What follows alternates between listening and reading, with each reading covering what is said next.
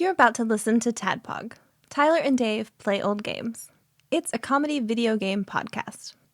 We would like to stress that the hosts are not experts and are really just very crass commentators. Seriously, this is an explicit podcast that happens to talk about video games sometimes. So please enjoy this pretty okay podcast with Tyler and Dave.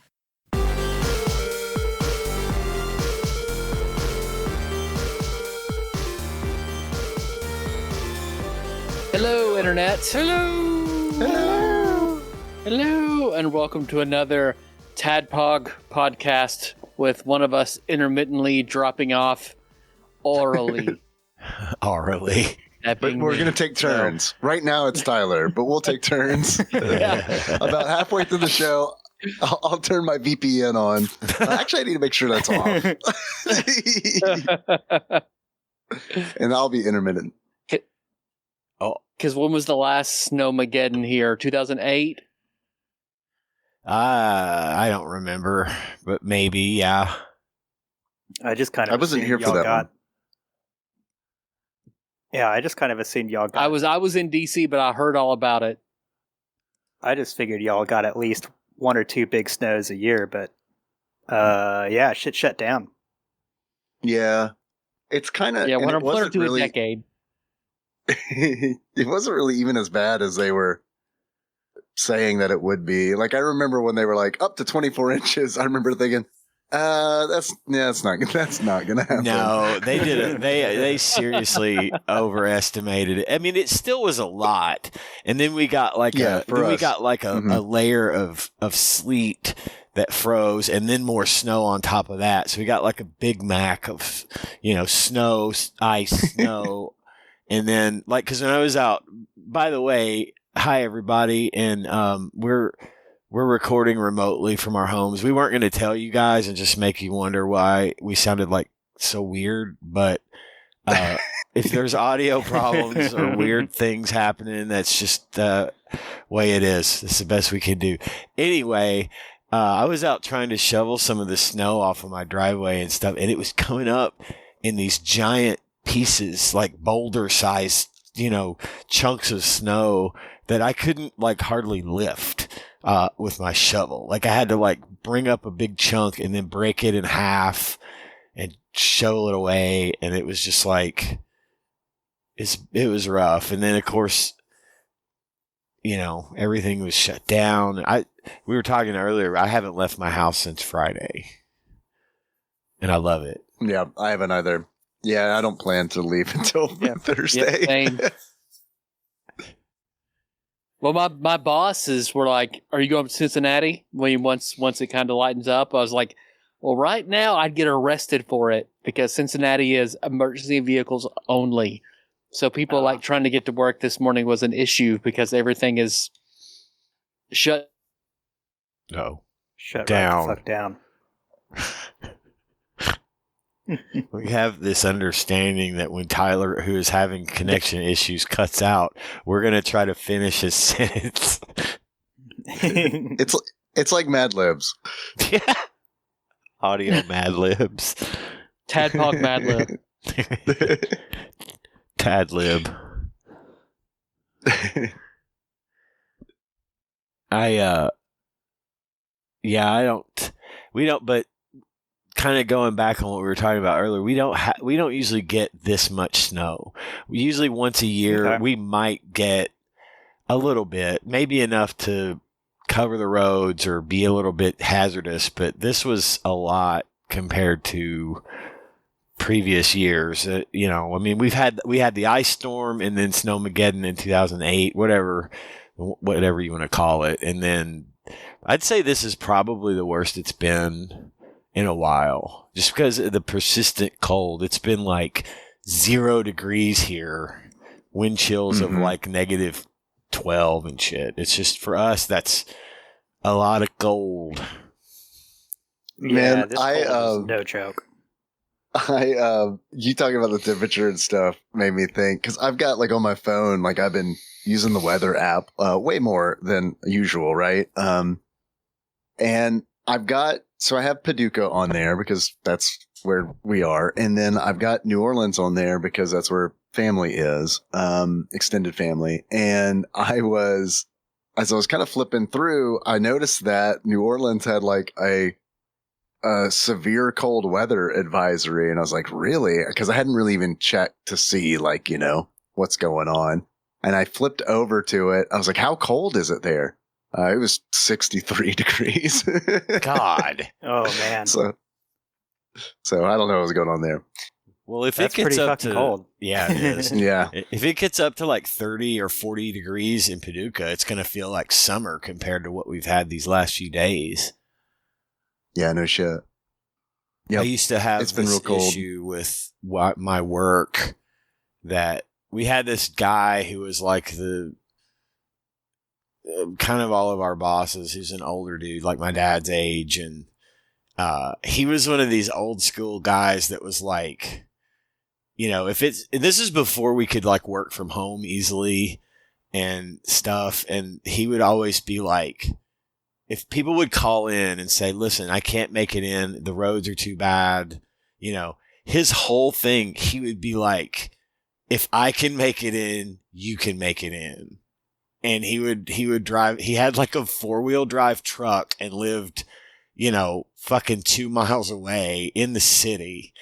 And it's like, some people don't like have trucks or live, a stone's throw away from the office, and it's a little bit of a bit tougher to get to the office than your old ass has to deal with. Yeah, really. Can't he just be cool? It'd be so much cooler if he was like, I've got 4-wheel drive truck and I'm 2 miles away and I can't make it in. So maybe no one can. That would be way cooler. Yeah, it would. We don't have that problem now. Now they just say you have an expectation of working from home when the office. It used to be that if the office was closed, we were off. And that was that. But now it sucks because there's no, like, even for people who work from home, if we closed the office, there would be no one had to work. But now it's like, before the snowstorm came, they were all like, all right, everybody, make sure to take your laptops home because we're going to be working from home on Monday. I'm like, shit. Yeah. Yeah, I was told the same thing, but I was excited because like working from home rules, because it's like I still do my work, but like the thing is, when I'm at work and I'm done with my work, I'm just trapped in a room that I don't want to be in. Right. What's everybody been up to? I've had, aside from the snow, I haven't really had a lot to report. I've been watching lots of TV, and movies, including Willow, which we'll get to in a little bit. But I've been watching Industry again, the new season of Industry, which is kind of like it's this. I mentioned it on the show before. It's this financial stock traders in London, these young dumb kids who are like, these stock trader wizard types, and they use a lot of terminology that I don't understand, and it's kind of like that scene in Talladega Nights where the two kids are running around screaming at grandma's house going, anarchy, anarchy. And then the little kid goes, the littlest one goes, I don't know what that is, but I like it.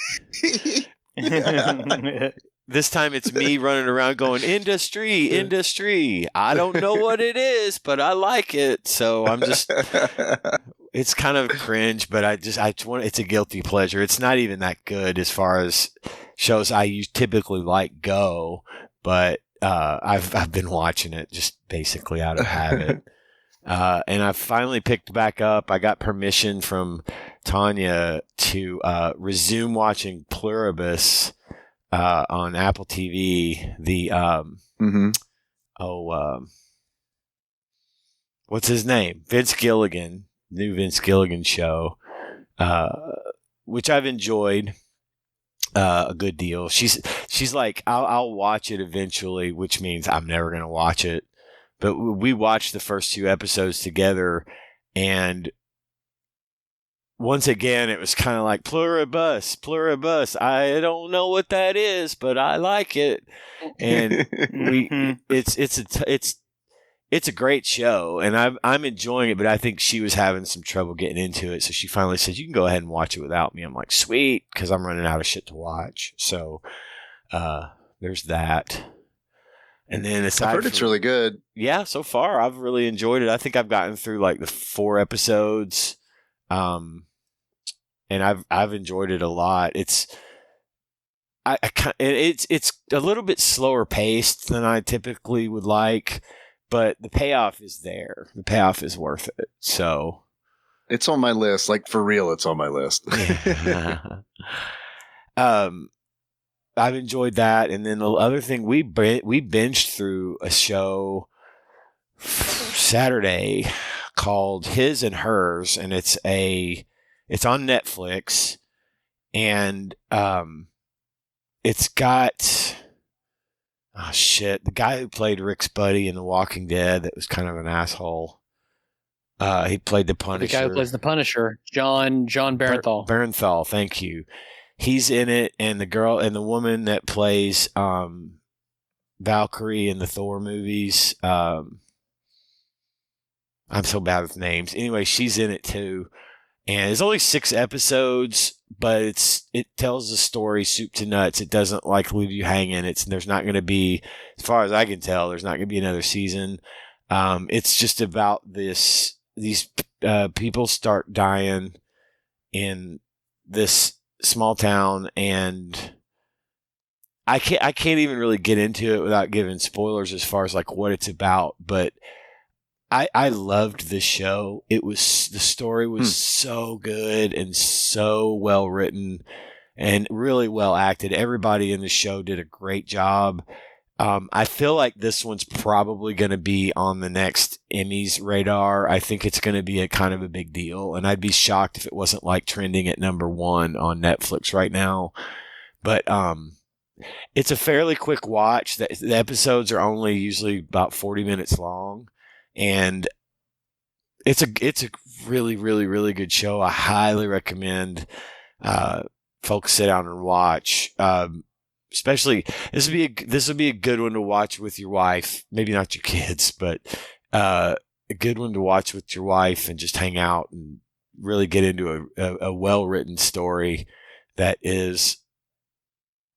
I can't even begin to tell you. We had moments where we were like, "Holy shit!" Just like super surprised by what had happened there with this part and the way it ended, and it was super entertaining. So His and Hers is a definite must watch. Wiz Sage says check it out. And then lastly, on my TV watching weekend, we watched the AFC and NFC football championships. The Patriots and the Seahawks are going to the Super Bowl, which is in 2 weeks. Should be pretty good. It seems like it's going to be a pretty good game.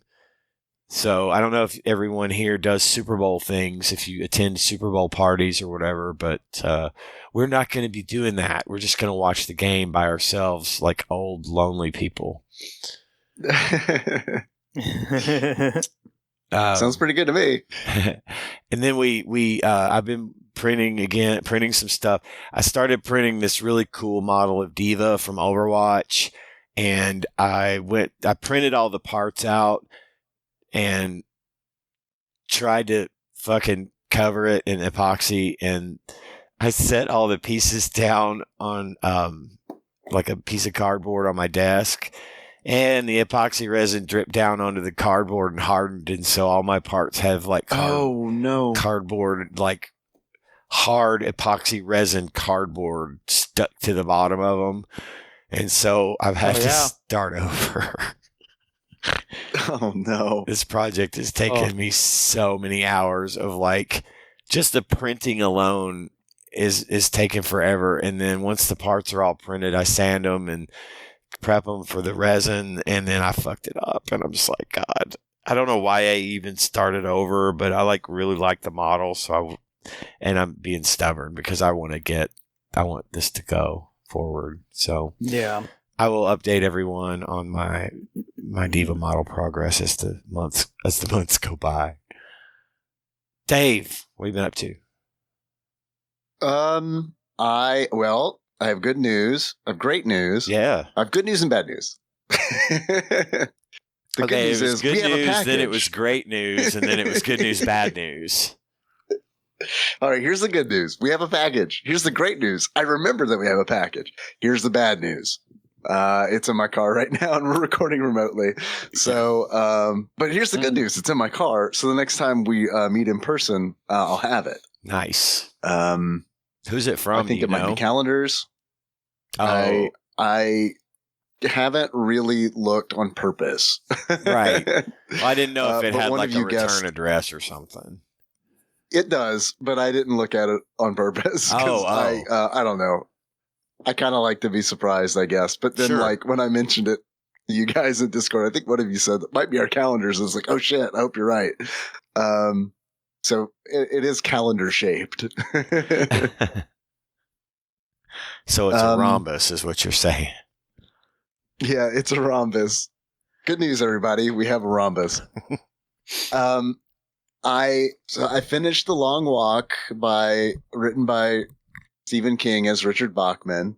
And it grew on me. I started that book out really not liking it at all. And then I finished it, liking it. It had in my opinion, it had a fantastic ending.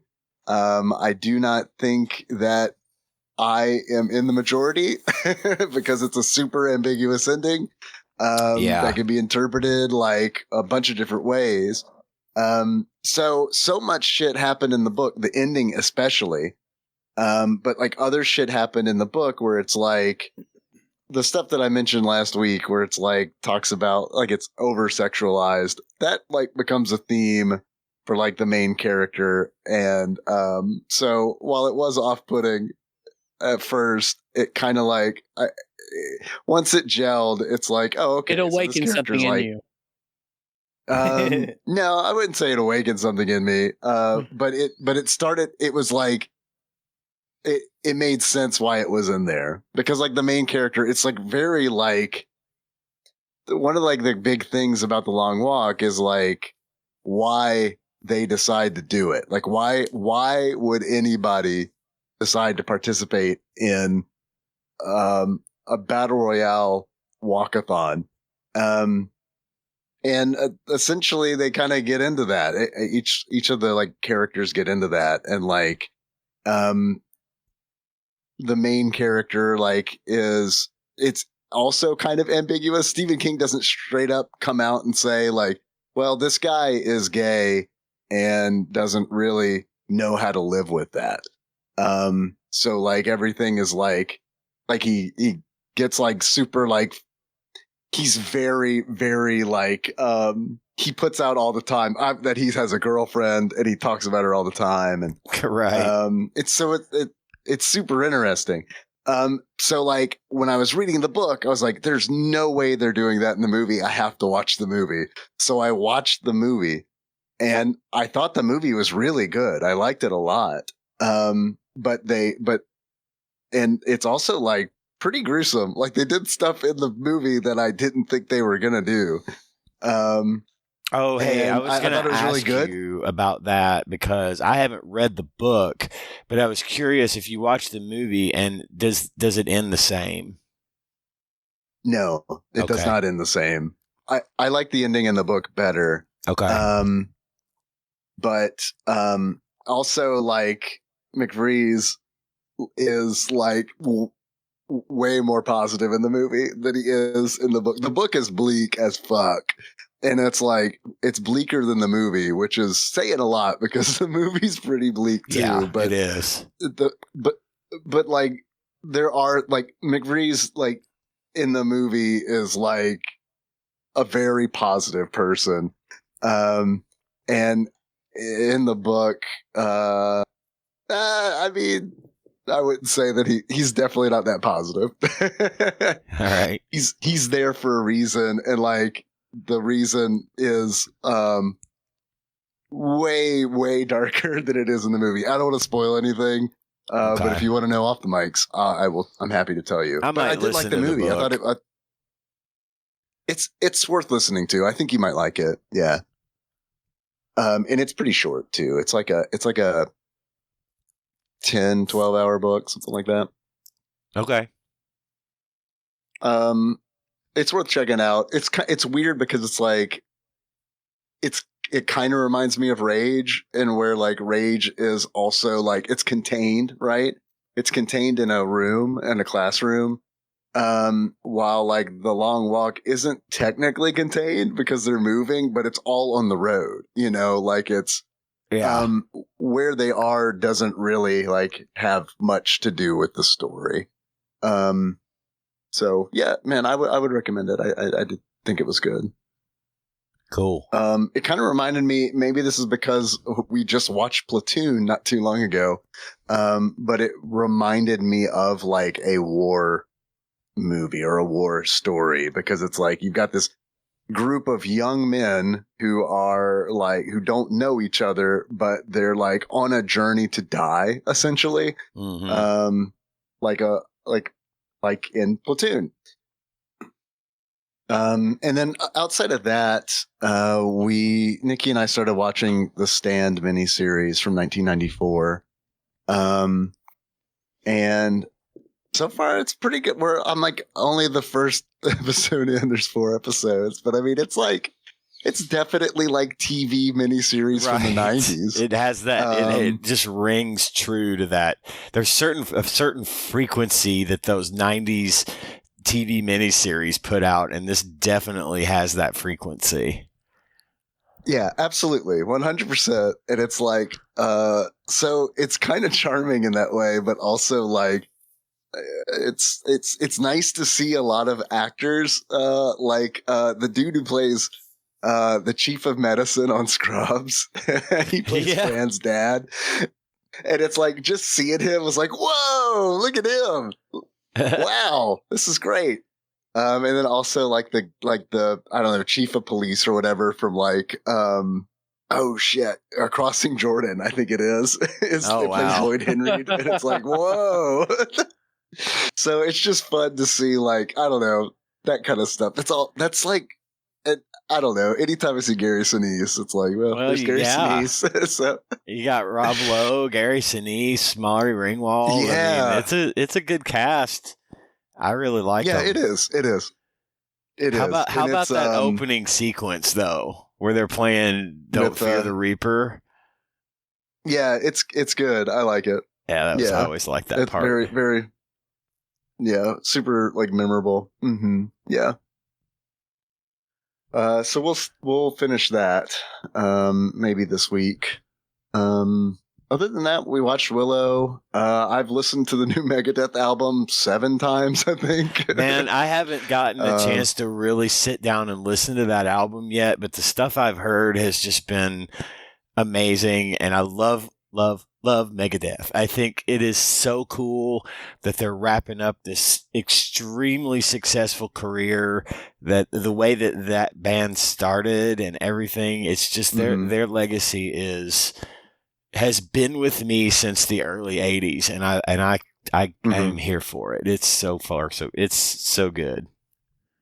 I think it's a great album. I really, really think it's a great album. I love it. Like I'm not like, when it dropped on Friday, I think I listened to it like 3 times. And then like, over the course of the weekend, I think I listened to it twice a day.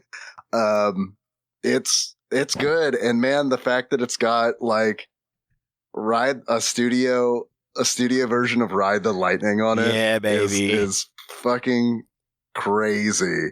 And it's a really good version too. And I remember telling you when you sent me the link to Ride the Lightning, that track, I listened to that and I told you, this sounds to me like what Metallica would probably sound like today if Dave Mustaine hadn't left the band.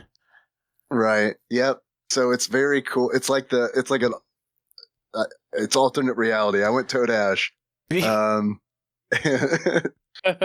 got to listen to Dave Mustaine, Metallica.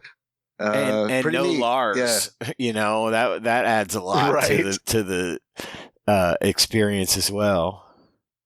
Yep, sure does. And then I know I told you this already, Ian, but I was so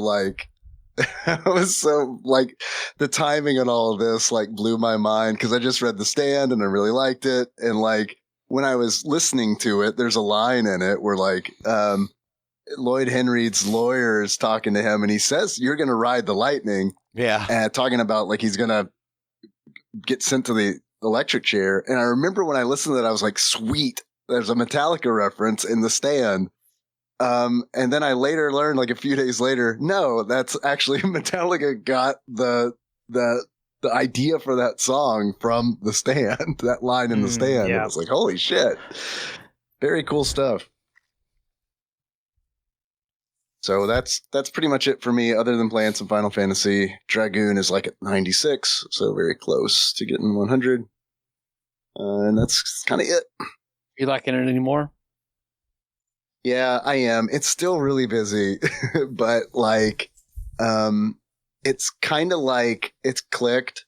That's usually what happens, right? You spend enough time with it and it clicks. And what I really like about it is it kind of gelled around level, I don't know, 70, and then it hasn't changed much since then in the last 26 levels. So, which is good because it just means you can kind of get it down pat. I like it. Yeah, it's good. Right on. What about you, Drew? What you been up to? How about you? Dr. Ropes in the house. Oh, man. Yeah. Dr. Ropes. Dr. Ropes. Don't play with that kid. You'll put an eye out.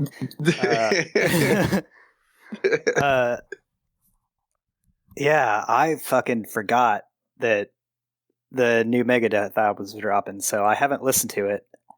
But I do understand several memes that I've seen now. I haven't seen them. I've seen a couple, and I was like, that's interesting. I wonder why they're referencing fucking Metallica and Megadeth now. And it didn't click that the new album had just dropped. So, gonna listen to that tonight. And other than that, just been sitting in the hotel room and, working last week, then hanging out in the hotel room over the weekend, eating, the shit that I got at the grocery store beforehand. One thing that I found at the grocery store, Walmart, are these Oreo branded frosted cookies. It's like a soft chocolate cookie with just Oreo frosting, like the cream from the center on top. So if you've ever wanted the experience of a soft bake Oreo cookie, that's exactly what it tastes like. Putting that on my list tonight. Yeah, they're delicious. Sounds good. Is that a cakester? No, I'll fucking take a picture of these things and drop it in the chat. They're just called Oreo frosted cookies, but they're Oreo branded, and they're fucking great.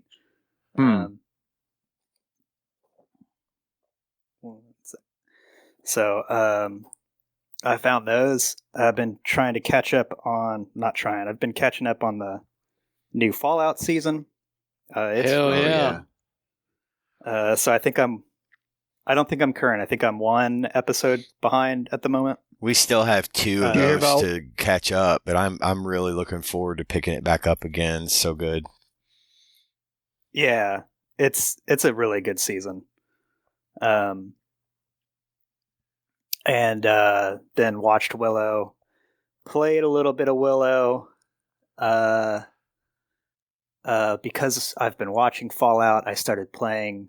I've never played any of the Fallout games, so I was shit. Well, yeah. They're about to drop the remasters of 3 in New Vegas, so it's a good timing. Really? Oh shit, that's exciting. Yep. Well, they had dropped the new update to 4, so I downloaded that, and started a 4 campaign.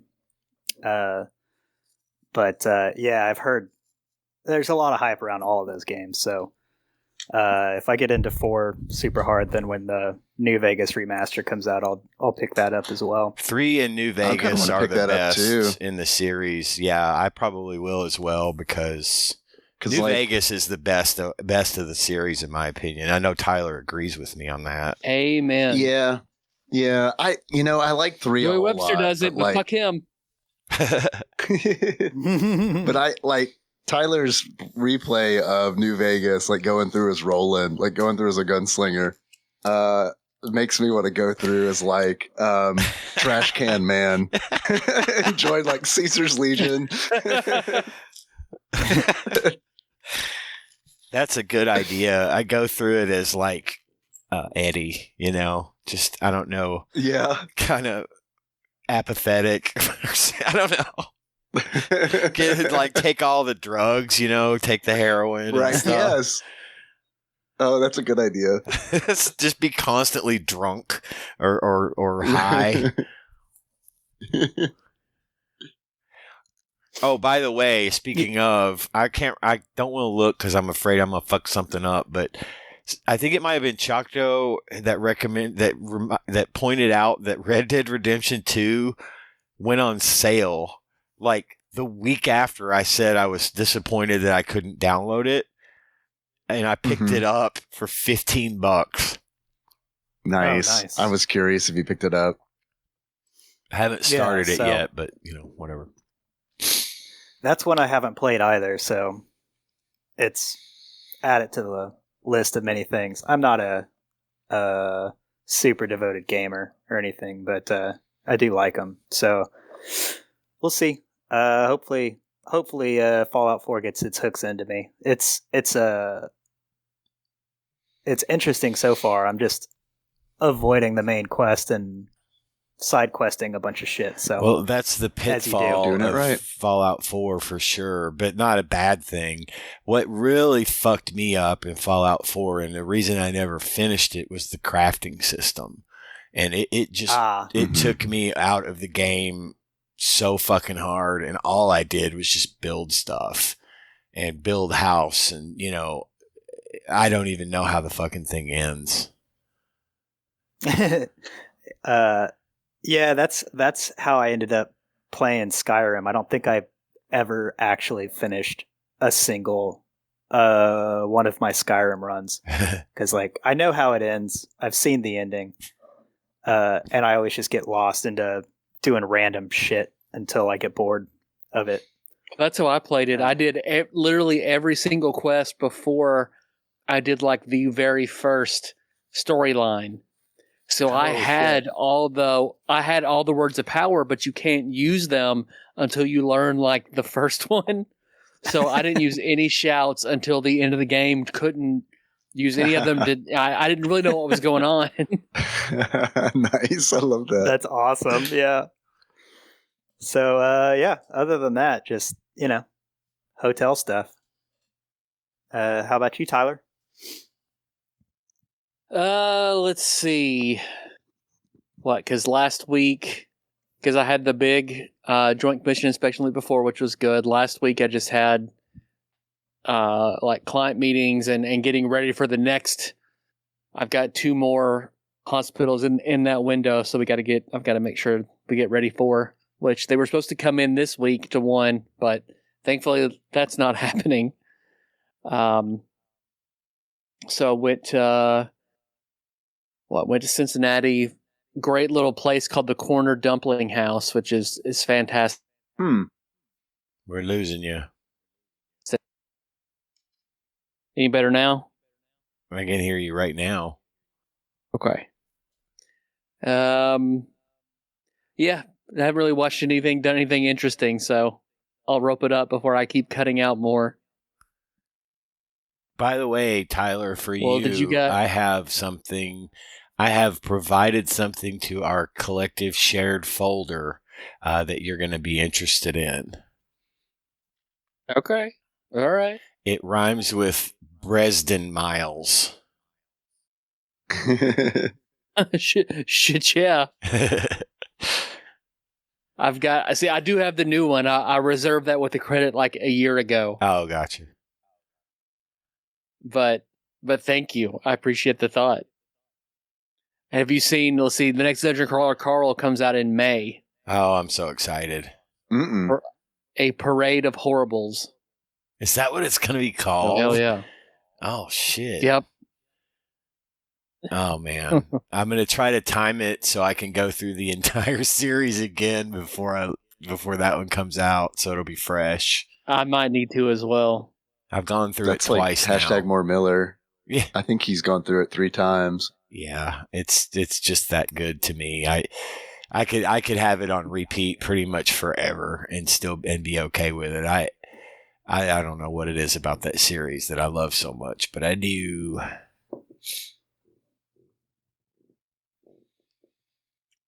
Well, do we want to talk about Willow is what I'm guessing. Same. Yes, that is what I said. Yes, got it in Willow, one. talk. And I'm even on my phone, which is better internet, so I'm just in a Downward spot. He's in a spot. tornado. Bad power, bad internet. Downward spiral. He's in a downward spiral. That's where I'm landing. No, that's our podcast. Willow history.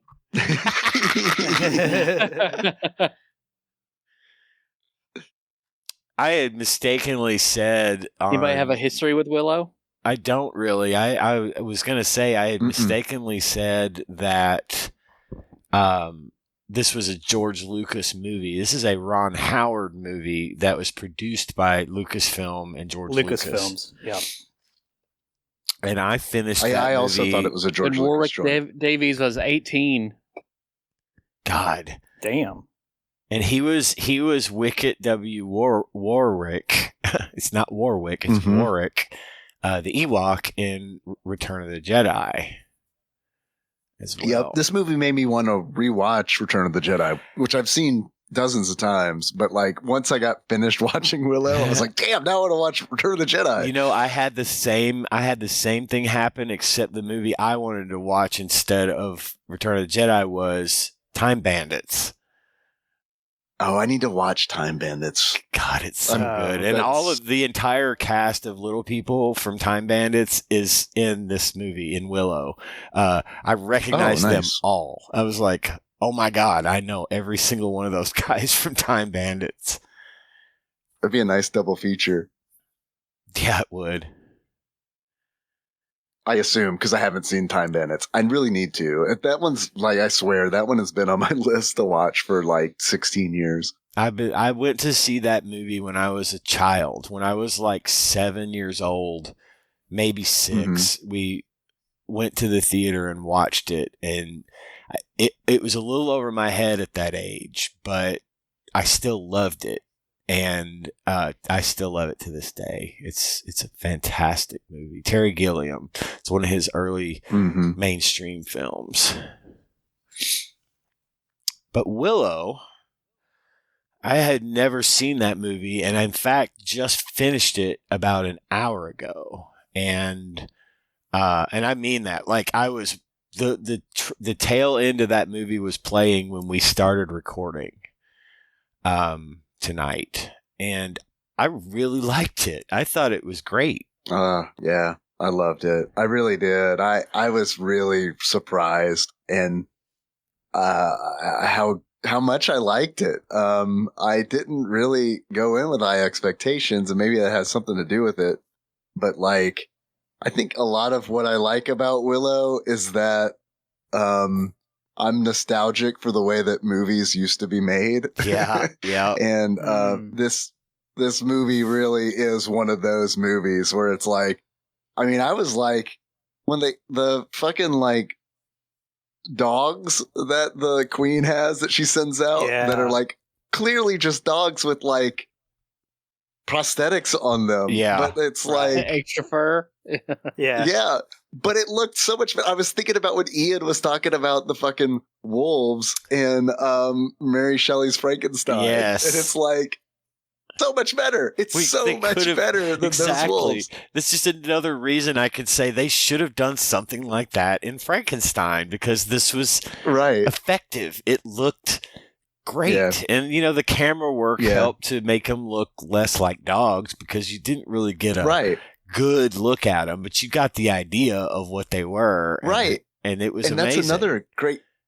That's another great thing about it, is that the camera never really dwelled on them. And I feel like what happens, the way movies work now, is they spend a lot of money on CG and they're like, well, we're going to show you the full damn thing. And then it's like, no, please don't. It's so much better if we just see like little like snippets, and let our mind kind of like stitch the rest together. There's implied things that make it work better. Right. And it makes your imagination stitch it together and you don't even notice it. Mm-hmm. That's what's brilliant about that sort of cinematography.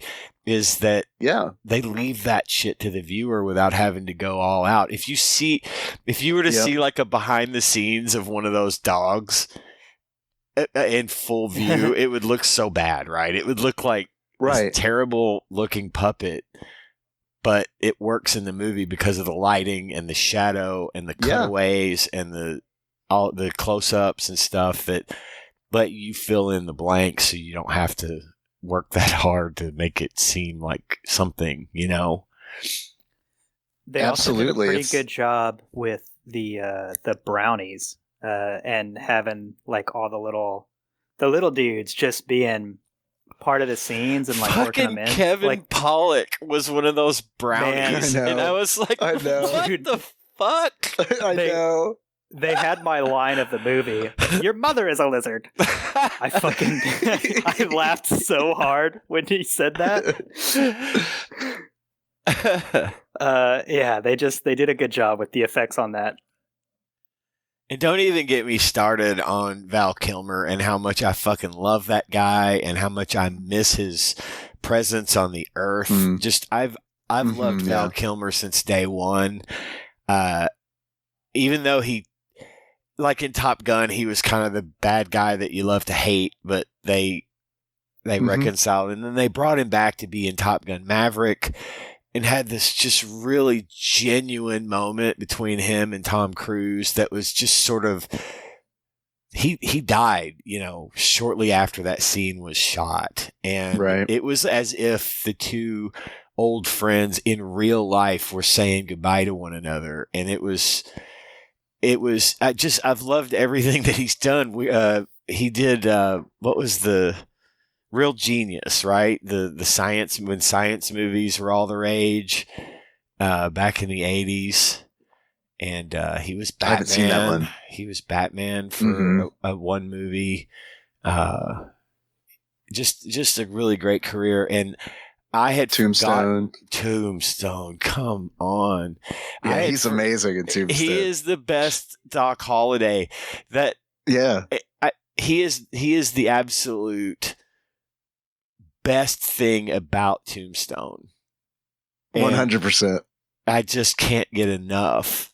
There's even, and it's funny, his role in Tombstone was so iconic that like in Overwatch, the video game that I love to play, Cassidy / McCree, the cowboy, one of his emotes is the thing that Val Kilmer does with the teacup in Tombstone, where he nice. And it's where just, he spins it. Yeah, and it's nice. It's so good. And he is. Does he say "I'm your Huckleberry"? There's a voice line where he says "I'm your Huckleberry." He's got the whole. No shit. Yes, but there's just something about Val that I can't get enough of, and I had forgotten he was in Willow, so I was really glad to see him in this movie and to get to experience one of his roles that I hadn't seen before. I thought that was great. And he was great. It was a great movie. He kind of comes off to me as a big goofball, and I don't say that. I don't mean that in a bad way. Right. I appreciate that about him. Tyler, did you like Mad Willow? Mardigan? I did, and Melissa did too. Cool. As much as she can like something like that. Right. I have a little bit. I don't know if I have anything great about this one. As far as like trivia, the budget was $35 million, and this was back in 1988 when it was made. Wow. It took in worldwide. It took in gross domestic in U.S. and Canada. It brought in just south of 60 million, and then worldwide it hit about 138 million. So it did pretty well. We're talking 138 million at $1988. So that's a pretty big turnout for that one. Yeah, it's a good haul. It got some Academy Award nominations in the technical categories, which is not a surprise. Didn't really win anything. There was a Disney Plus series of Willow, which I might check out, see what that's about. Of course, George Lucas produced it. Ron Howard directed it, and apparently Val Kilmer and Joanne Whalley, who plays the woman, the redhead that kind of breaks off from the bad guys and helps them. Yeah. They met on the set of this movie and got married later. Oh, no shit. Yeah. And yes, it is. And they were married until 96 and have 2 kids. Yep.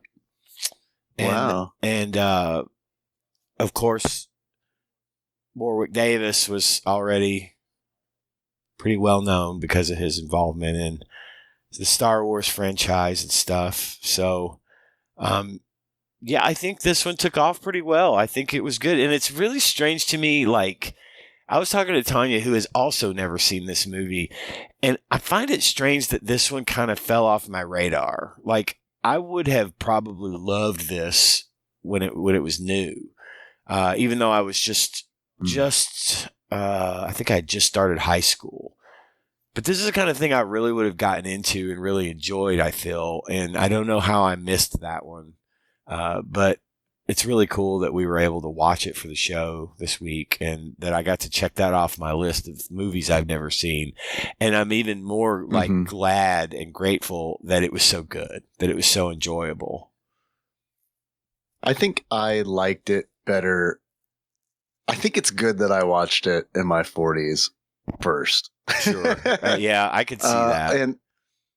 And I really do think that a lot of it does have to do with, like, it's weird. I was actually talking to Nicole about this, because, like, when I told her that I loved it, because I mentioned that I watched it and I loved it, and she's like, well, that's nostalgia. And I'm like, well, I've never seen it.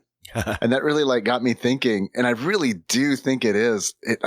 She's right. I think it is nostalgia, but I think it really is just for the nostalgia of, like, it was nice to see a movie that came out when I was 7, that, like, was just, it's just like a quintessential 1988 high fantasy, I guess, is my point. And it's like, and I am nostalgic for the way that films used to be made, and it was nice to see that work, you know what I mean? And, like, and hold up as well as it did. I mean, some of it doesn't hold up super great, you know, like green screen, blue screen, never really that good, you know? But, yeah, like the scene where he's really on top of the, like, Hydra thing, and, you know, yes, it was rough, but also understandable because it was the infancy of that kind of technology.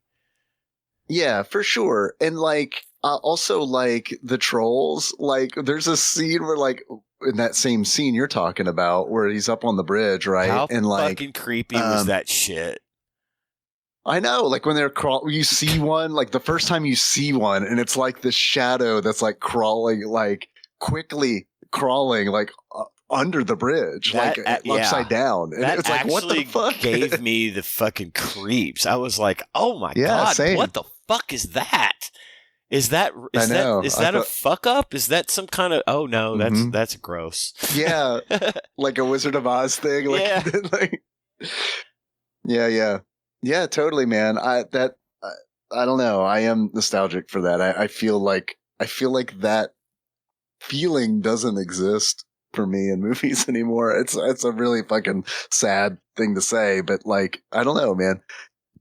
They just don't. I don't know. Yeah, New stuff really doesn't. It doesn't hit like that does.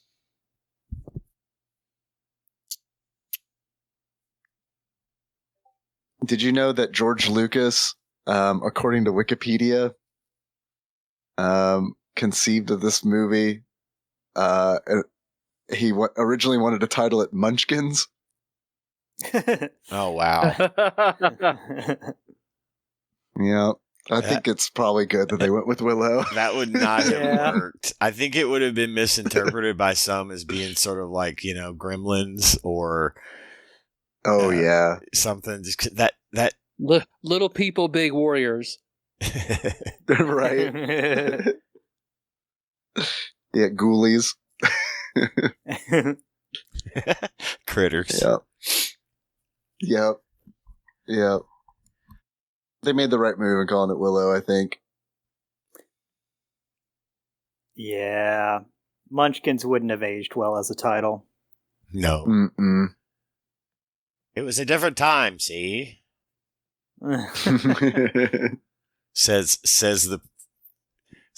what the producers would say of Wizard of Oz if they could answer to that.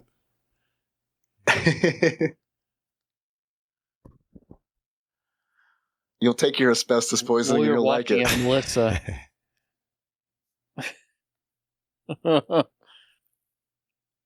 Because when Melissa watched this and she said, well, Val Kilmer's dead, then I guess everybody else in this movie is.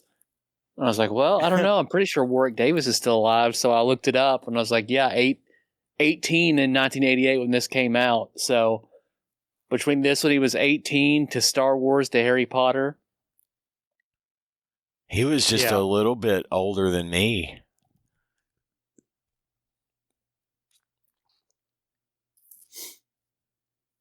When he did Willow. That's crazy. What'd you guys think of the game? I really liked the game. I played the game for I didn't finish it, but I played it for 5 hours. Oh, wow. And yeah, that's usually a sign that I liked it. I got it's an action RPG, which I'm, old action RPGs. I'm down for that. It's kind of like the middle ground, I feel like, between The Legend of Zelda and Secret of Mana, because it's a late NES game. Mm-hmm. Cause it's 1988, I think, or 89. Something like that. 89. Yeah. And it's you can tell they took inspiration from Zelda, obviously. But it's the map, the overworld that you move on is much larger. Or I should say more zoomed in, like Secret of Mana is. Yes. I liked it. I didn't think about that. You're right. I thought it looked really good. And, with it being 89, that comes into play, right? They've kind of figured out the hardware, especially considering it was Capcom that developed it, you know, and they've developed a whole bunch of NES games. I liked it. It's a little cryptic.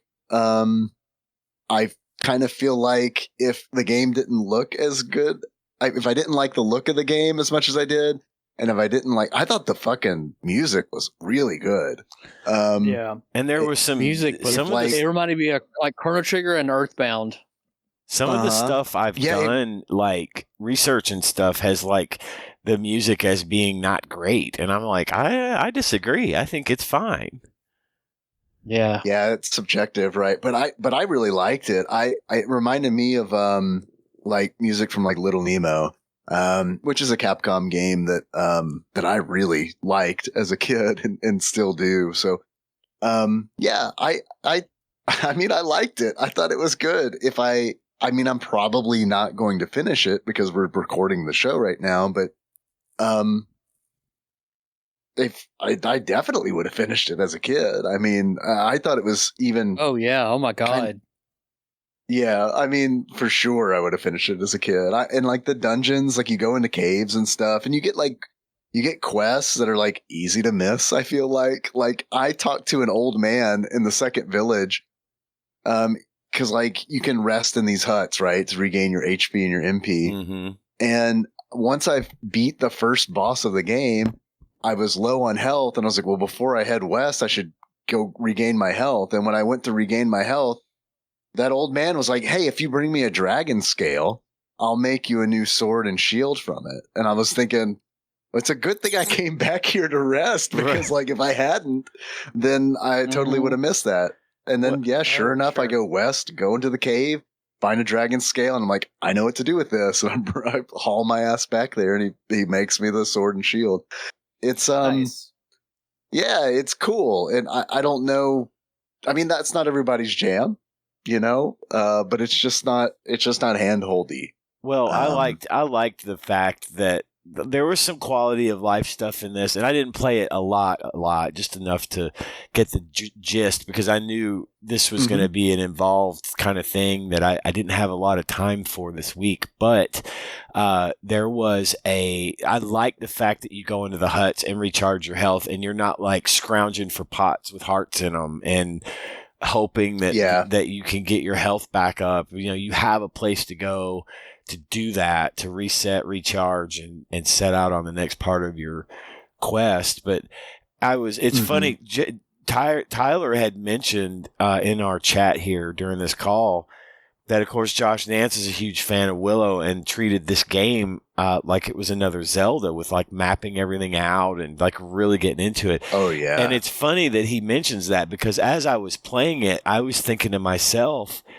Jesus Christ, this is like Zelda. I could have easily like gotten really into this and like been super kind of sucked in, just like I was with Zelda, because it had that same feeling. And it is really, really tough to get even close to that feeling that Zelda, at least it gives me.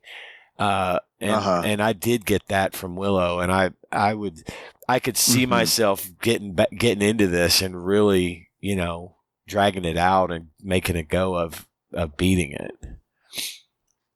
I thought it was really neat that like, oh, go ahead, Tyler. No, I'm just going to say, like, I watched SNES Drunk's video over this, and his criticism was that he's like, you don't have really any healing inside the game until the very end when you get a spell. But the third item I got in this game was the heal mace that let me heal. Heal mace. Yeah. We lost you a little bit, bub. Throughout the whole game. So it's super easy to miss shit. Yeah, I went through, I almost made an achievement of like, cleric of Paylor, because like I used heal rod, or heal mace, like constantly. I can't imagine getting through like some of the shit I got through if I didn't have a way to if I didn't have that healing spell. I also felt like, Ian, this like kind of ties in with what you were saying, where like,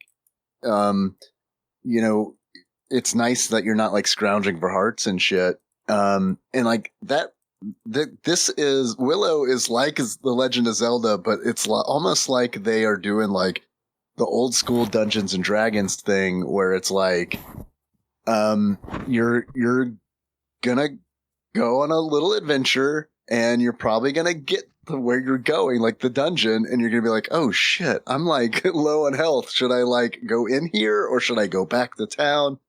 I feel like it's leaning more into like tabletop RPGs in that regard, where it's like I feel like I was constantly making decisions where it's like, should I press my luck, or should I, head back, regroup, and then come back later?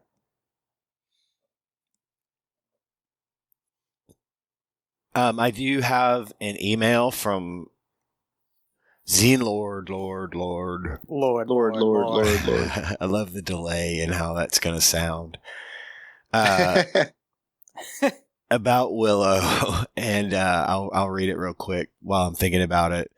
Brad writes, I'm doing such a shitty job of getting these in early. Man, you're right on time. I mean, it came in before we recorded, and that is technically early.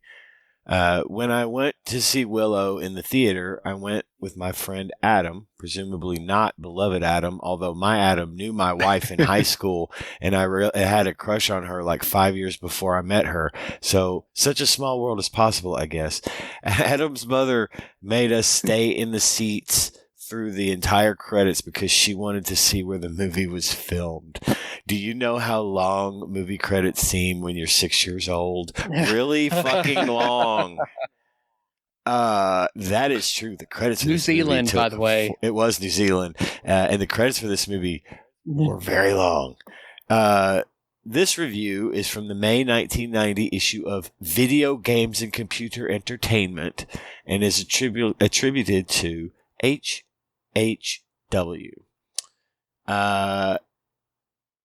$49.95 is what this game cost when it came out. They get to the ratings right off the bat. Sound and music 5, which is the lowest scoring part of the ratings, which again, I don't think that's fair. 9 for the graphics, 6 for playability, and 7 overall. Assuming that's on a scale of 10, this game ranked pretty high. Okay, the article begins, ever since Atari's historic success at converting Steven Spielberg's 1982 blockbuster film E.T. into a best-selling 2600 game, video... I already like this. We can disregard this review, right? I think they're being sarcastic. Bear with. Oh, okay. Video/computer games based on hit movies, usually a high concept and or action filled, are as commonplace in the video game market as movie novelizations, or the preferred moniker tie-ins are in the publishing industry. And like the latter, the success of the licensed game usually depends on the box office take of the film that it's based on. Barely anyone remembers that George Lucas produced Howard the Duck. Fondly, that is. But even fewer are aware of Activision's computer game version of that failed movie. Interestingly enough, this leads us to the NES game inspired by another Lucas production, Willow. Probably one of the longest delayed NES titles based on a movie, next to Data East's RoboCop. Capcom's Willow is finally here, nearly 2 summers after the premiere of the film. That is crazy that the game came out 2 years after the premiere of the film. Yeah. Critics charged that Willow, the movie, had a plot with elements ripped right out of Lucas's own Star Wars trilogy, which is true. I was going to bring up the fact that the movie sort of has some George Lucas-y kind of Star Wars-y tie-ins to it. It gave me that feel in a lot of places.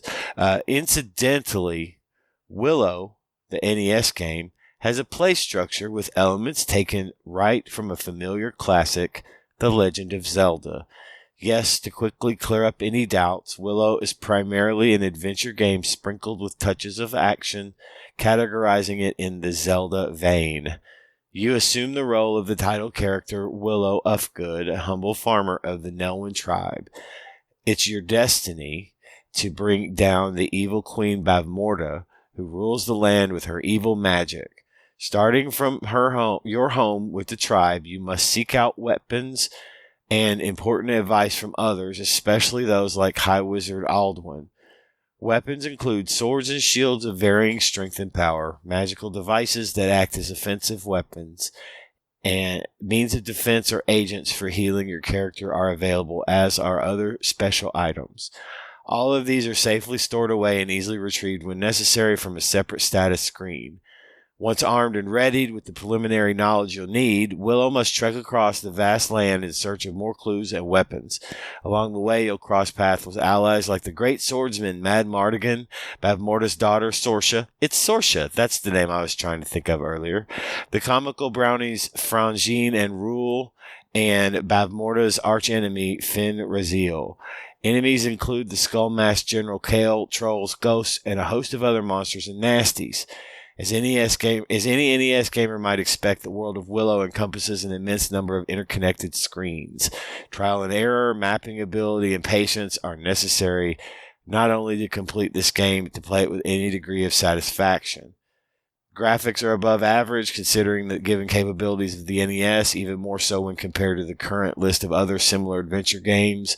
The musical soundtrack, though, drones on, quickly tiring the senses. Another gripe, and one that we are here at VG and CE brought up in our yay and nay column. First of all, let me say this about the sound and the music. You know, I thought it was fine, and it was fine because, like, I was used to that from Legend of Zelda. That music never fucking stops, right? If you're in the overworld, the theme music just goes forever, and it just sort of falls into the background, and you don't pay attention, right? Mm-hmm. So I think this had the same effect. It just didn't bother me. I liked it. Yeah, I liked it too. So I don't know. It's subjective. Obviously, but. Anyway, the article continues. The password continue function not only requires you enter in excess of 18 characters, but the letters themselves are in upper and lowercase. Just what is this? Impossible mission? Like the plot to the original movie, there's nothing new or remotely unique about Capcom's Willow. The company itself, however, deserves high marks for producing a game with a great deal more substance and depth than most film-inspired video games, which are usually slipshod efforts with game scenarios that have little, if anything, to do with their source material. For all NES adventure gamers who can't seem to get enough of what's already out there, Willow comes highly recommended and deserves recognition for what it is on its own, apart from its cinematic counterpart. This is another thing I was going to bring up, and I always bring this up when we do these movie tie-ins, which is I was glad that the game was rooted in the events of the movie. I mean, there was no baby, you're not rescuing the baby and all that kind of stuff, but it just had that, it still worked. It still had the elements of Willow to make it feel like a game based on that movie and not some random shit they just threw together to get a game on the shelves. Right. I agree. And I'm glad you mentioned the baby because I meant to mention this when we were talking about the movie. That baby really adds to that movie. Like the expressions they were able to get from that Jesus, baby. I know. Yeah. She was so cute. And yes, the timing was perfect, and on some of those expressions and little outbursts she would make, and that kid was awesome. I had to watch to the end credits because I was like, we were watching it, and I looked at Nikki. I was like, "That's not Bryce Dallas That's Howard." Exactly what I thought. I said the same thing. Is that Bryce Dallas? And I looked, and it wasn't. Unfortunately, I was really hoping that was Bryce Dallas Howard. Me too. I really was too. Yeah. Oh man, but no, it was twins, New Zealander twins played in that together. The New Zealand Mary Kate and Ashley. Yeah.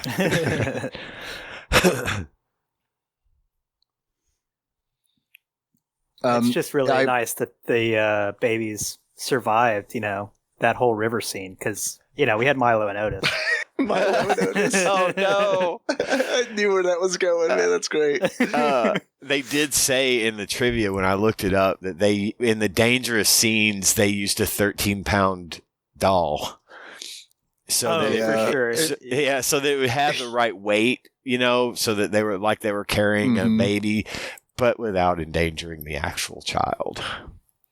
Oh yeah, for sure. It's some of those scenes. There was never any there was never any direct on shots of the baby when they were in those scenes. So good on them. When the dude with the bone skull is charging out of the castle through the oncoming army with this baby in his hand and the sword in the same hand. I was like, you forgot you're supposed to be carrying a baby, didn't you? The movie also got me it put me in my place a couple times because I remember when they first meet Mad Mardigan, and he's in the cage and stuff, and he's like, "I'll take care of the baby." I was thinking, they don't even have anything to feed this baby. And then it was literally right after I thought that where Willow's like, she's almost out of milk. And it's like, okay, damn. You thought of everything, Willow. I didn't mean to get us off on a tangent. I think was there more review, more email? No, other than him just saying later. So later. Oh, okay. Later. Seen Lord. Lord. Man, I didn't talk about this earlier, but one of the things I thought was really neat about the game Willow is that you could swing your sword in 2 different ways.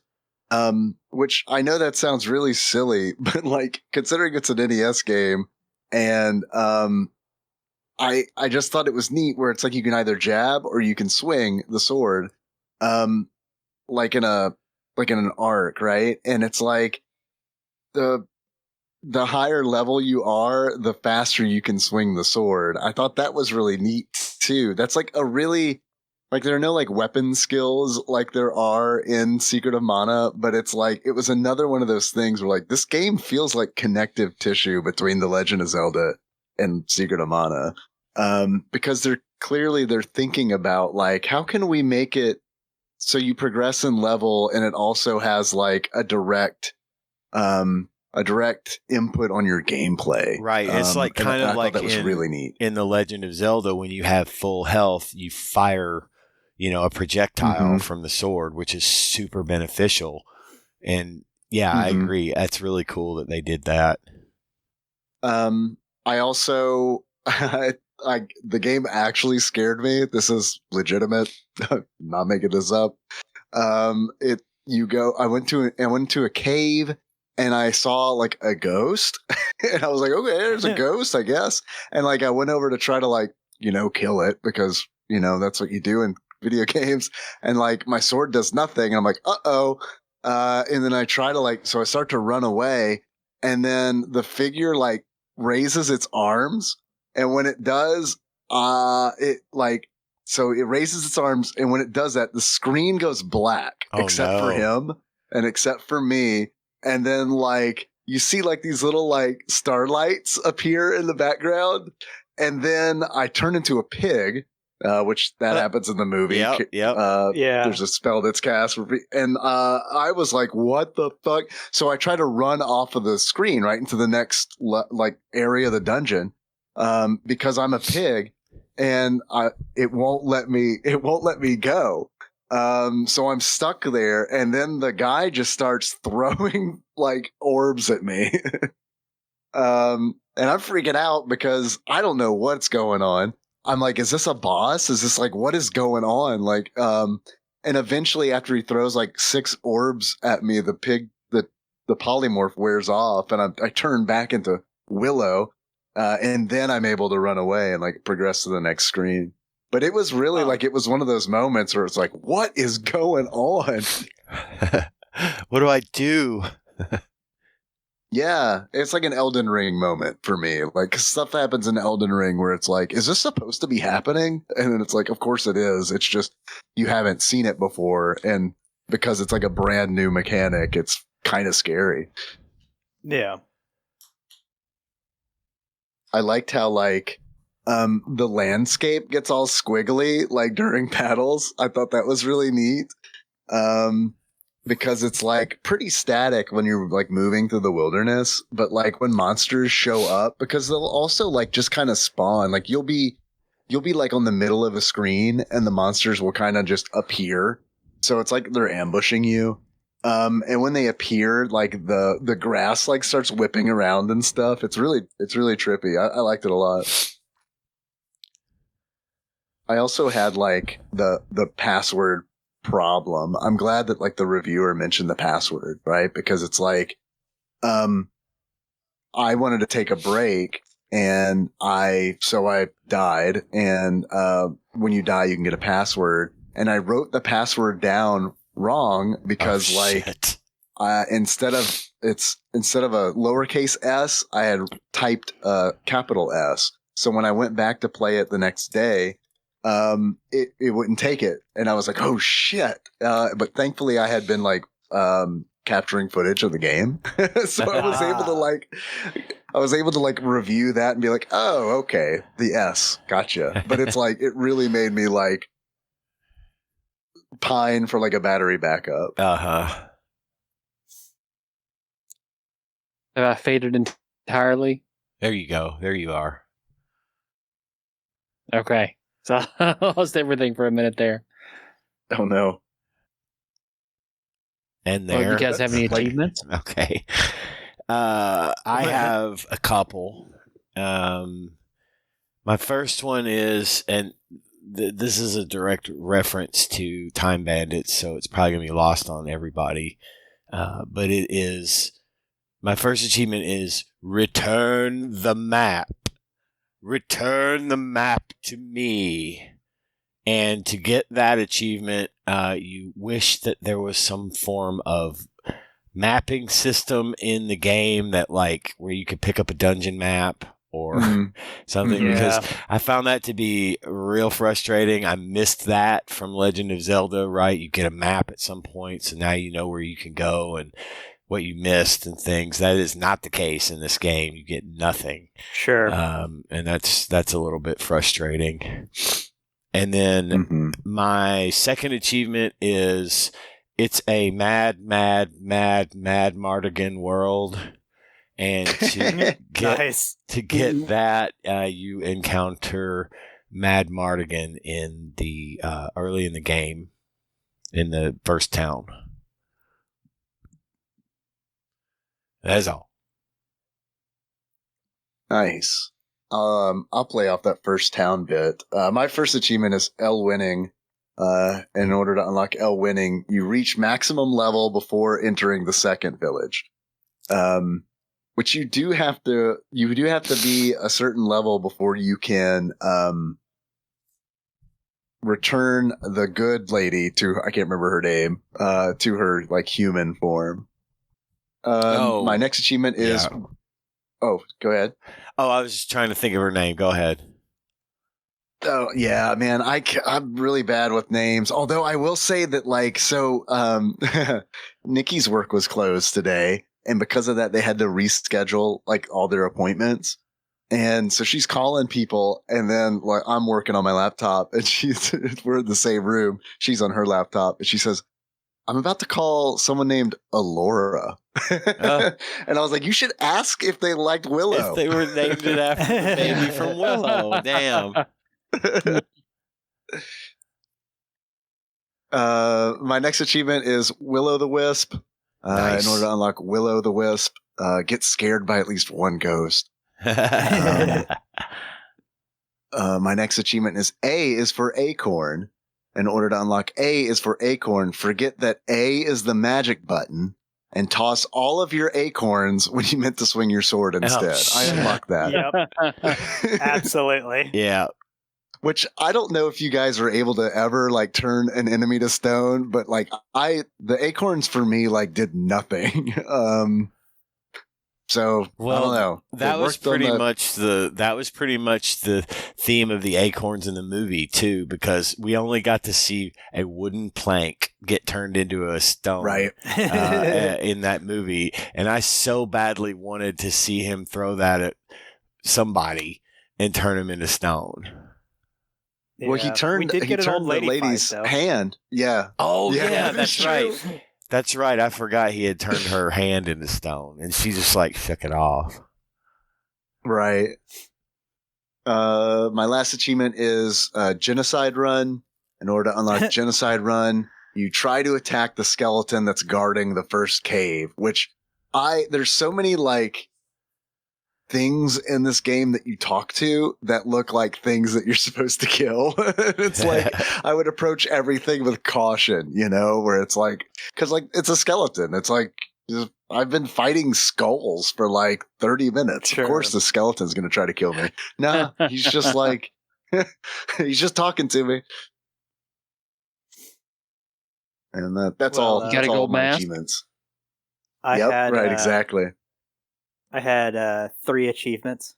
So I have Hokey Pokey, which is you go through the game with only jabs, no swings. Use on your sword. Good. The second one is Bovrista. So that's just have a cup of coffee with this game. And my last one is Sorsha Gray, and that's to either play this game while having anal sex or deep throats happening. What is your choice? Dealer's choice. Give him a receipt. I understood that reference. That's all I got. Is there a skeleton guarding that cave?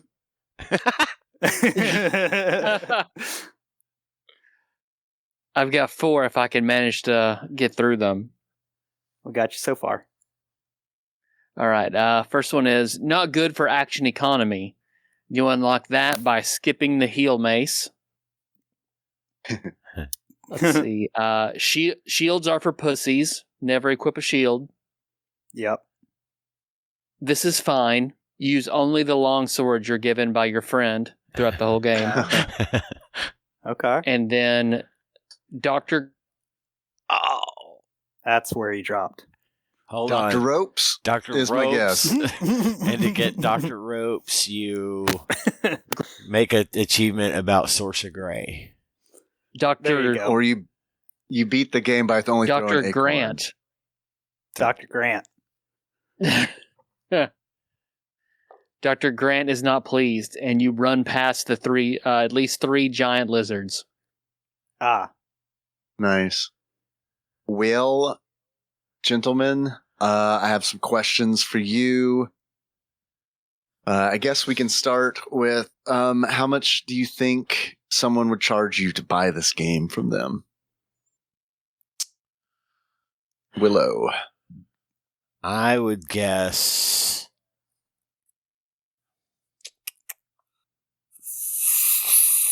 $40. $40 from Ian.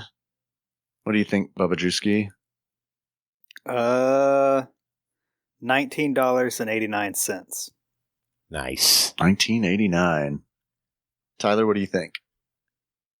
$15. $15. 15.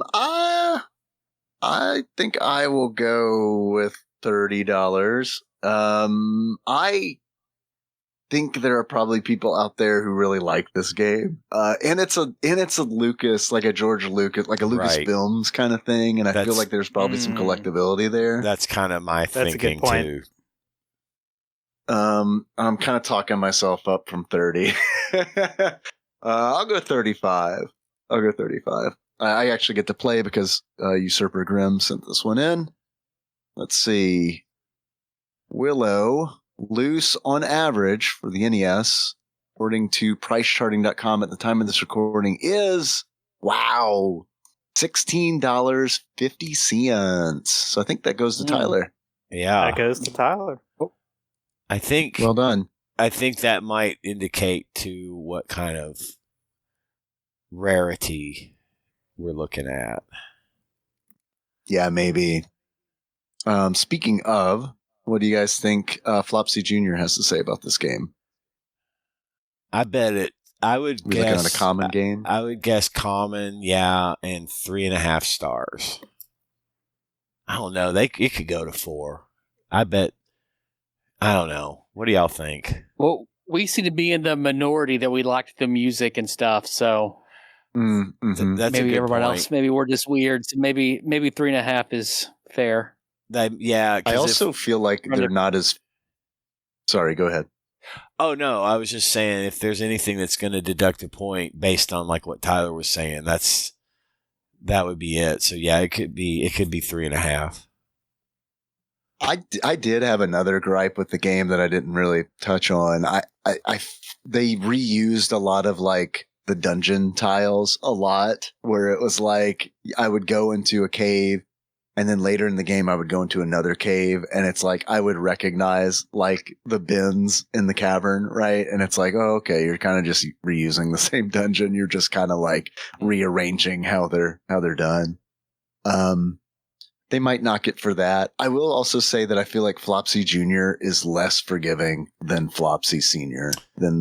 I feel like with the NES games, they're they don't inflate the score like they do in SNES. I actually forgot that this was an NES game that we were talking about. I was thinking of our usual Flopsy, but yeah, you're not wrong. But I'm good with that. I'm good with common 3.5. That sounds solid to me. Okay, Sure. Let's see. According to Flopsy Jr., aka the Nintendo Guide to the NES Library 1985 through 1995 by Pat Contry, courtesy of Big Dick Pie Baker, Chris Vaughn. Willow. Availability, common. 3.5 stars, baby. hey, nice. Hell yeah. There we go. Got it. We got it. Very good. Let's see. Tyler, I wager he said yes, Dave. if you were to give this game a beard, what kind of beard would you give it? Josh Dance's beard. Nice. Okay.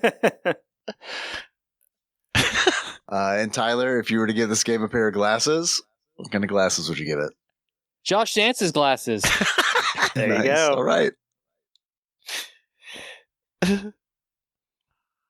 You guys want to do Howard the Well- Duck next week? Man, I wish I had a Commodore 64. I would love to. I'm like that. I've watched that. I scrolled through that YouTube video of Howard the Duck. That looks like one of the worst video games ever. It had to be so that it would match up to being one of the worst movies ever. I liked it, but I didn't know any better. Also, I saw a boob in it, so that went a long way.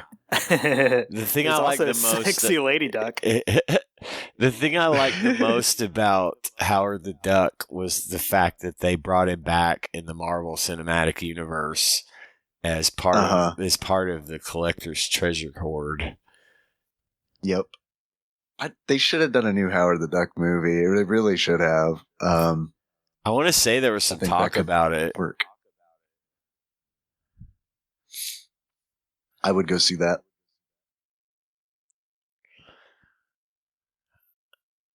Well, do we want to roll? What are we thinking? Up to you guys. I'm down for whatever. I can't think of anything that we have been wanting to do or that has been suggested to us, so I reckon we should roll. All right. Let me go ahead and run to the garage real quick, grab the batter up peripheral, plug it in, say the prayer we all love to say. P2. It's gonna be a rough one. That was fucking awful. So happy, stop.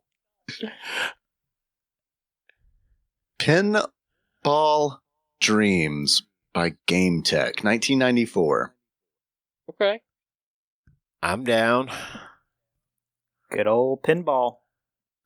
Mm-hmm. Then it's settled. Pinball. Pinball Dreams. Pinball Dream.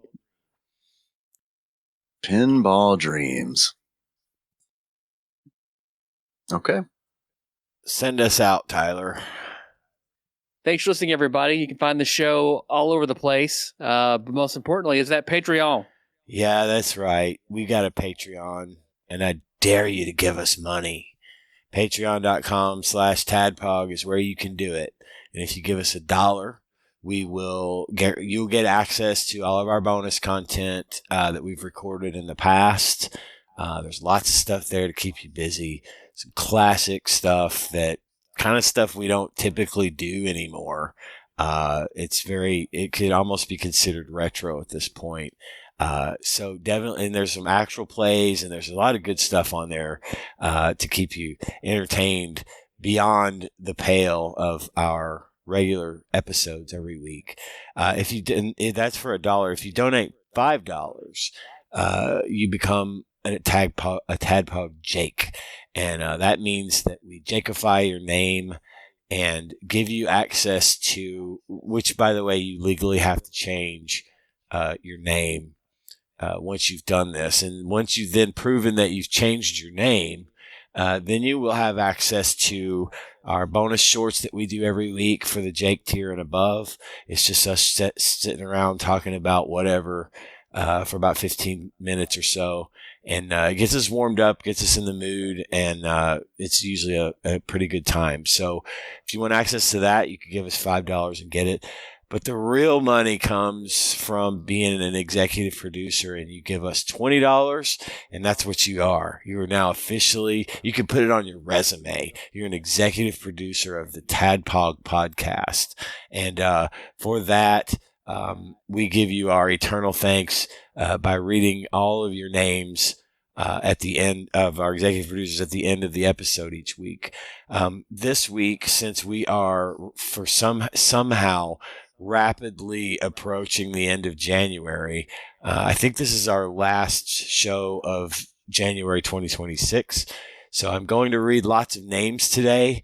I once again did not have the chance to really dig into the Patreon and make sure all of these are correct. If you're listening to the show and you are a $5 donor or more and you have not been, and I'm not saying your name, you got to let me know so I can fix the list. And I do plan on going in there and picking through it and making sure it's right for the next time I do this. But as part of the process of being a legally recognized Tadpog Jake, I like to read all of your names at the end of the show once a month, and it is the time to do that. So I'm going to start this off with Jake C from across the pond, Law Jake, Turbo Nerd Jake, Mark H, aka Jake number 104, Josh K, aka Jake number 85, Bubba Jakeski. Hell yeah. Hell yeah. Hell yeah. Dr. Ropes Jakeski. Dirtbag Jake. Jake. It's Naj, aka Shake, with 2 J's. John H, Jake number 89. Dig Jakey. Time Jake, Josh E. Or Time Lord Jake E, whichever you prefer. Nate from Utah. First Time Jaker. Jake Kimmy. Connor Hall. Connor. Pat L, aka Jake number 118. Monster Jake, Mike L. Frederick S, aka Jake number 116. I guess gotta say it every time. Logan B. Yes, Logan B. AKA Jake number 113. Captain Gun Jake John Turley, who I want everyone to continue thinking about and praying for. His son went back to the hospital this past week to have an angiogram. They found some more issues and have done some more surgery to correct this. As far as I know, although I haven't heard much from John, that everything went okay. So we're keeping him in our thoughts. And there is still, I think we have still a donation page up, right, Tyler? Tyler may have broken up. I think the donation page, the GoFundMe. GoFundMe is still active. Okay. The link to the GoFundMe is in our Discord if you want to jump in, bit.ly/Tadpog Discord and contribute to that as well.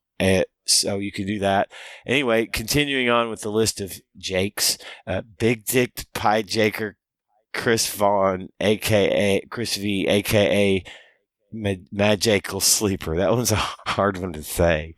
Magical Sleeper. I love that. That's really good, yeah. Dr. Drunk, AJK. These are great. I love these. I'm having so much fun making these really up. Good. Michael, may I Jake? See, that's fun because we only get to see. He requested we only say Michael, may I, from what we used to say. But now I can add that extra word back and say Michael, may I Jake, and then you can just figure out what it means to Jake. Coin Jake Goku, Jaketopus, Donnie V, a.k.a. Jake number 70, Jay McPherson, a.k.a. Jake number 62, Marty Ma, a.k.a. Jake number 52, the Jake of So-So, Bubba Jake, not Jake Piven, Jake, Zachary H, Jake number 2, and we have a new Jake this week.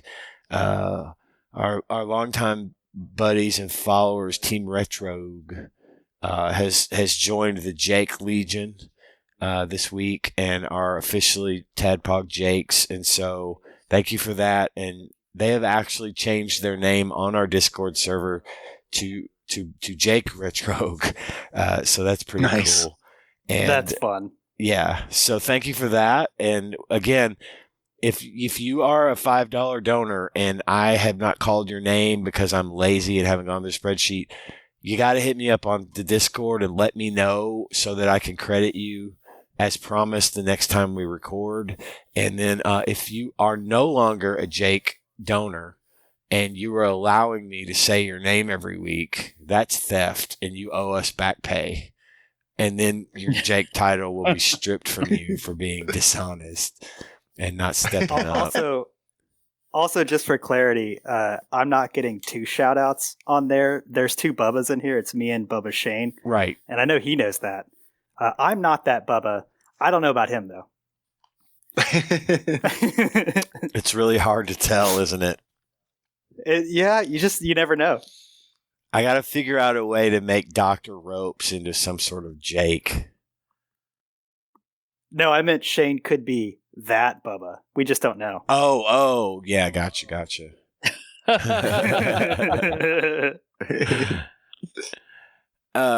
Okay.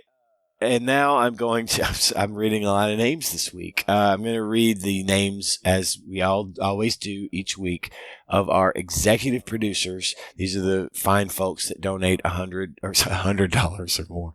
Boy, I wish. Hell yeah. $20 or more. Starting with, and it's Jake Day, so starting with Jesse Y, Drink Jake Dry, Cubicle Jake, Jake Enthusiast, Jeff M, Sandwich Jake, Phil H, Jake Bug Prime, Nathan E, Pinball Airplane Arch Jake, Chris Edler, sorry you couldn't be on this episode, Lord Jake P, Louisville correspondent, Princess Jake Swayla, Banana Hammock, Flavor Jake, Taryn D, Jake Pope Sandwich, and last but not least, that nice Jake from Michigan. Thank you all of you, not just our Jakes, not just our executive producers, all of you that donate to the show. It means a lot, and the money helps a lot in these trying times. It says a lot to us that you would pull from your pockets to give us money for doing this show, and we appreciate it very much. And I don't have my whistle, so toot toot. That's the end of business. Toot toot. I think we're ready to go. I've been, just FYI, in case anyone was curious, I have been playing Pinball Dreams through that outro, and I feel like I'm ready to talk about it. So, fuck it, let's go. So have a lot of bits ready next week. Gotcha. Yep. So it's hey guys, want to close it out?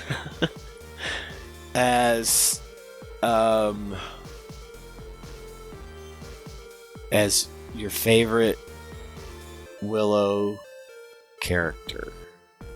So until next time, Tropical Capricorn. Wow. What? A baby Mario.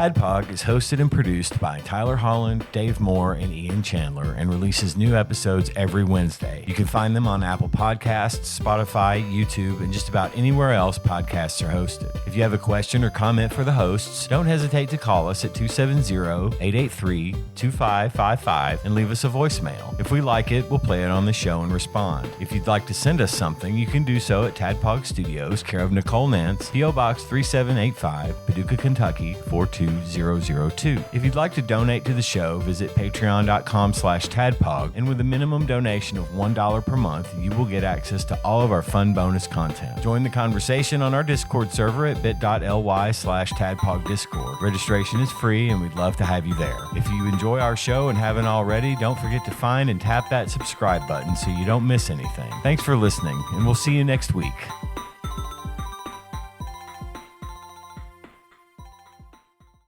Okay, so now we're in Stinger territory, and which I don't think I should do.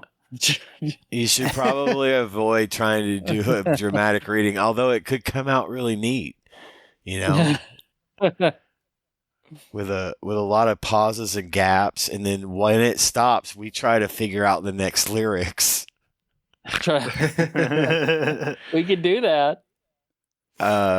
Sure. Why not? Let's see. None of you happen to have like the novelization of Willow, do you? Because I saw in the credits that exists. Really? Mm-hmm. I did not know that. Yeah, real odd to see stormtroopers in a medieval setting.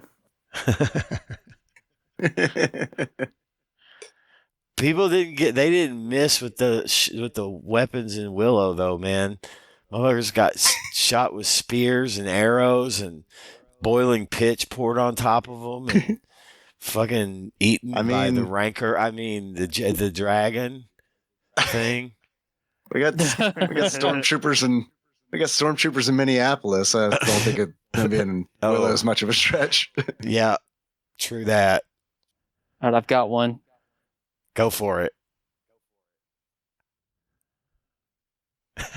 And now, a dramatic penis. We already got it? Did it cut out right at the beginning? No, I think so, yeah. Of course it did. This is a bit.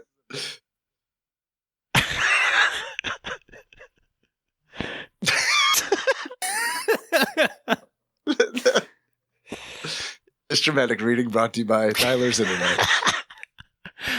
All right. You know what, I Tyler? know they're watching.